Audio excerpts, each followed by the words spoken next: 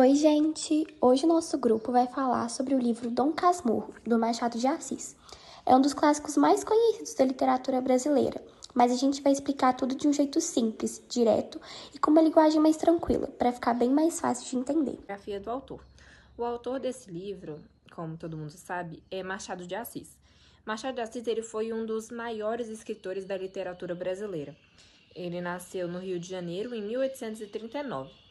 Ele veio de uma família bem humilde e, mesmo assim, ele conseguiu se destacar e se tornar um dos maiores nomes um dos nomes mais importantes da nossa literatura.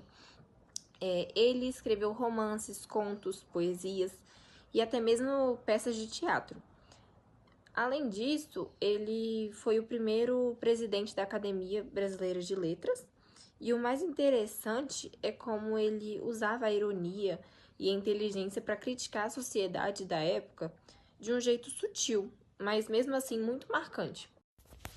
O livro foi escrito no final do século XIX, um período em que o Brasil estava passando por muitas mudanças. Fim da escravidão, início da República e a elite estava querendo parecer mais europeia. E nesse contexto, Machado mostra nas suas obras uma crítica às aparências, ao preconceito e à hipocrisia da alta sociedade. Ele não fala isso de forma direta, mas coloca tudo nas entrelinhas. Bom, agora falando sobre o contexto literário e a escola literária, o livro faz parte do realismo.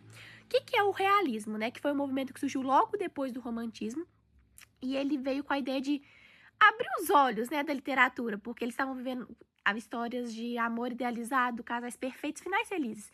Só que a gente sabe que a realidade não é assim, porque sempre pode haver sim um final feliz, mas nem sempre vai ser tudo perfeito. Então, Machado de Assis, que se tornou um dos principais representantes do realismo no Brasil, ele queria retratar isso, que a vida real é cheia de defeitos, que pode sim haver verdades, mas também pode haver mentiras, porque o ser humano, ele está na base do aprendizado constante. Então, ele queria ele representou isso no livro, que era um jeito bem único, porque ele nunca fazia críticas diretas, ele usava ironia, humor inteligente para mostrar como as pessoas podiam, tipo assim, ser egoístas, mas tem uma parte...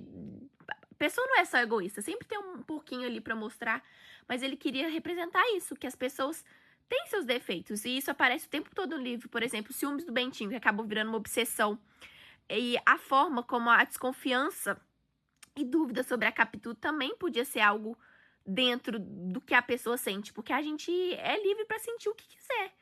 Então, o realismo, ele queria entender o ser humano por dentro. Bom, agora falando um pouquinho sobre a perspectiva do autor e o foco narrativo, o livro inteiro é narrado pelo Bentinho, que se torna um narrador não confiável, né? Nem muito confiável, ele se torna não confiável, porque a gente sabe que tudo na vida tem dois lados da história, e ele mostrou só o lado dele na história, só que a gente vai perceber isso logo só depois, que você percebe que o livro está sendo narrado na primeira pessoa. Então, ele quem conta a própria história, como se ele estivesse lembrando do passado e tentando se desenvolver naquilo. Que a gente percebe também, né? Que o narrador, por ser ele, significa que ele pode estar mentindo, se confundindo, ou vendo as coisas do jeito que só ele viu, porque é o que eu falei, que é só uma parte da história. Ele, por ser muito ciumento, possessivo, ele tem uma imaginação muito forte. Isso faz a gente duvidar de tudo que ele fala. Por exemplo, a polêmica da traição. Tipo, tem duas versões. E depende só da versão dele. A gente nunca ouviu o lado dela. A gente nunca viu, no caso, né? O lado dela na história. Então, a gente nunca sabe se de propósito se realmente houve a traição ou se ele inventou tudo por conta dos ciúmes. E a gente percebe que também que o Machado faz isso de propósito, para mostrar que como a mente humana pode distorcer da realidade. Então, isso é o realismo, tipo, você pegar o psicológico da pessoa e conseguir demonstrar o que ele sente, a gente saber interpretar, nós leitores, saber interpretar, que sentir parte da história, porque como a gente vai interpretando, a gente se sente parte da história, como se a gente fosse um detetive tentando descobrir ali o que estava acontecendo, mas a gente nunca sabe se é verdade ou não, porque tem dois lados da história. E uma coisa muito legal é que Machado de Assis conversa o tempo todo com o leitor. Parece que ele tá falando diretamente com a gente, tipo, olha, eu vou te contar uma história, mas promete que não vai me julgar? Isso faz a leitura parecer um pouco mais conversa, ou até uma fofoca mesmo, contada pelo Bentinho. Então, eu vou falar um pouquinho sobre como é a repercussão da obra aqui no Brasil. Dom Casmurro é um dos livros mais estudados, tanto nas escolas, tanto nos vestibulares, por causa do respeito que Machado de Assis impõe, né? Não só aqui no Brasil, mas como no exterior também. Inclusive, muitos críticos estudam suas obras. E estudam por causa da profundidade psicológica e da forma que ele descreve os personagens. Um exemplo mesmo é no livro Dom Casmurro, em que ele consegue fazer o público ter duas opiniões distintas e as duas têm argumentos convictos, fazendo que com muitos críticos, tanto no Brasil, tanto fora, considerem suas obras uma genialidade. Tá, agora a maior problemática desse livro é se Capitu traiu ou não traiu Bentinho. E esse é a grande dúvida que move toda a história.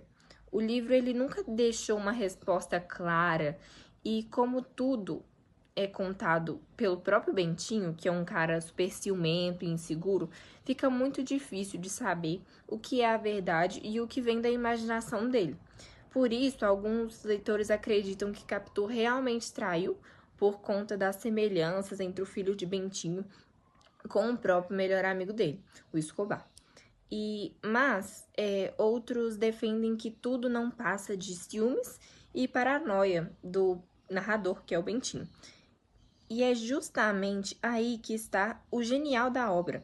Tipo, Machado de Assis cria uma história em que o leitor precisa decidir em quem vai acreditar. E ele faz a gente questionar o quão a visão de uma pessoa pode distorcer a realidade. E no fim, o mistério continua.